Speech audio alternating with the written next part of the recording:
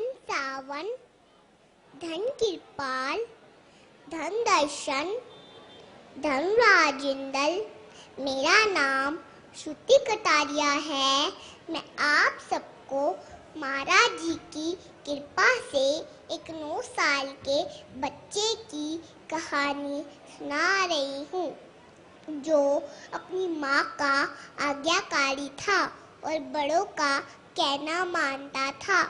उसके पिता नहीं थे, माँ बहुत गरीब थी। एक दिन माँ ने कहा, पढ़ना लिखना छोड़ दो और कुछ कमाना शुरू करो। बच्चे ने कहा, अभी तो मैं बहुत छोटा हूँ, कोई काम भी नहीं आता।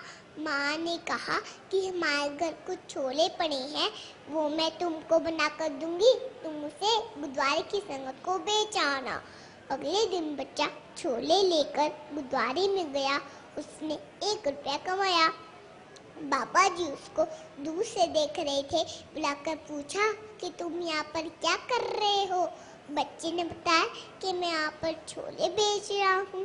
बाबा जी ने कहा, कितनी कमाई हुई? बच्चे ने बताया, 1 रुपया।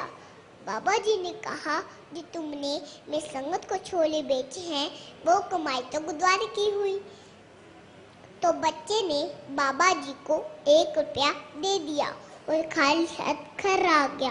अपनी माँ को सारी बात बताई।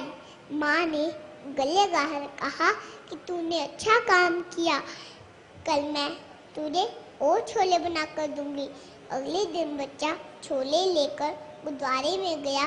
उसने 50 पैसे कमाए। तो बच्चे ने बाबा जी को 50 पैसे दे दिए और खाली हाथ घर आ गया। उस दिन उसकी माँ ने उसने कुछ भी नहीं खाया और खाली पेट पानी पीकर ही सो गए।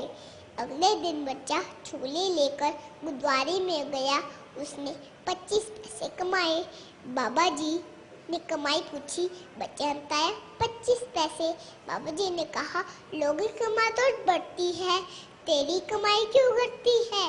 बच्चे ने भोलेपन से कहा, बाबा जी आपको पता है हम बहुत गरीब हैं, हमारे घर खाने के लिए कुछ भी नहीं है।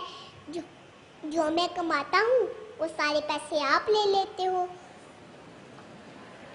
बाबा जी ने कहा, तूने अपनी नेक कमाई अच्छे काम के लिए सेवा में लगाई है, आज से तेरी नेक कमाई बढ़ती ही जाएगी। वो सारी दुनिया तुझे बाबा शाह जी के नाम पालेगी। वह बच्चा बड़ा होकर बाबा शाह जी के नाम से मशहूर हुआ। इस कहानी से हमें ये शिक्षा मिलती है, अगर हम अपनी नेक कमाई का कुछ हिस्सा सेवा में लगाते हैं तो परमात्मा उसका कई गुना फल देते हैं। धन की